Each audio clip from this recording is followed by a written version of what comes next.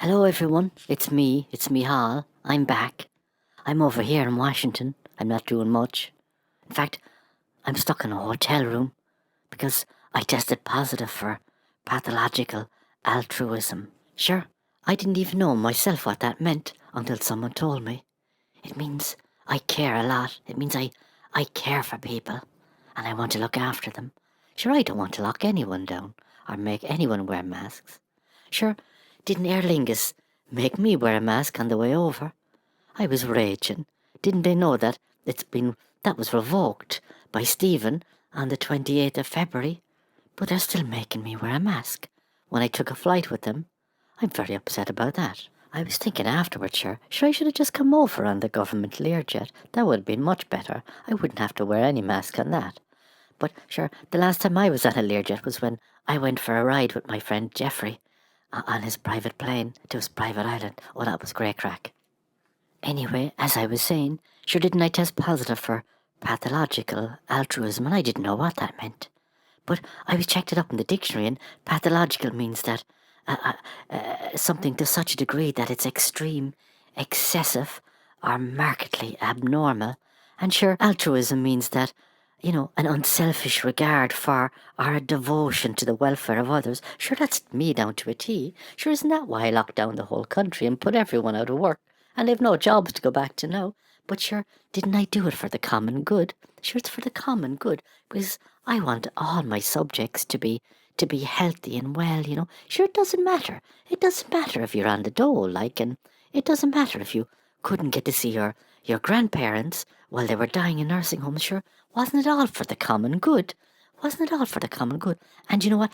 And then to make sure, look, they made me take another test. But you know yourself now, the Americans, they're very thorough. They're very thorough. So they made me take another test. And this one, I tested just to make sure, And this one I tested positive for gibberish. I tested positive for gibberish. Can you believe it? And because of that second test where I tested positive for gibberish, they had to cancel my meeting with Joe Obama, Biden, and then Kamala Harris. She pulled out as well. So I didn't get to meet any of them. But of course, with Kamala Harris, we all know that she's a chronic case of ongoing gibberish, and they didn't know what to do about it. I was raging after I flying all the way across the Atlantic with Aer Lingus, and I bought a first-class ticket. So I'm stuck here now in this hotel room, and I don't know what to do with myself. Good job I brought my PlayStation with me. I just bought a new video game. It's called Grand Theft COVID. I've been stuck on level 19 for ages, but I'm getting a bit bored of it now. So I've taken an interest in the online gambling and the horses. Oh, the horses. I got a great tip there from a Cork guy called Murphy. He said that I should put a few quid in this horse called Gay Future. So I sent out a few of my lackeys to all the bookies around Washington, to put a few quid here and a few quid there to get the odds down, But anyway, I've put a few quid on Gay Future. And sure, you know what? Isn't the future gay? Isn't the future gay? Isn't it great? Everyone will be gay before long. We'll all have a real gay future in Ireland, Oh, it's brilliant. It's brilliant. Anyway, and sure, speaking of a gay future, I just heard there that Varad Clone and his friend Matt, his special friend, sure, aren't they taking in a Ukrainian refugee? Oh, I'm very envious of that. I'm very envious. I might take in one myself. I might take in two, just to be a better Taoiseach than he ever was. I'll take one more than he is. Oh, that'll look really good in the press.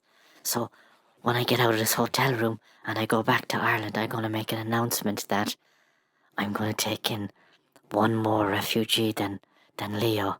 Oh, that'll be brilliant. That'll go down. They'll love that in the Irish Times. I gave Eamon Cryan a ring there a while ago because I know he sure didn't he do a PCR test and it was positive, and then he took it again and it was negative. So I'd love to get out of this hotel room a bit early, so that's why he took the second test and it came up as gibberish. But sure, I asked him, how did he do that? And he told me that between the two tests, he ate half a kilo of lettuce, but this was special lettuce. It was CO2-free lettuce, and that cleared out his system, and that's how he got a negative test the second time. So, but I didn't have access to any of that special lettuce that Eamon has, and it came out positive for gibberish. So what can you do?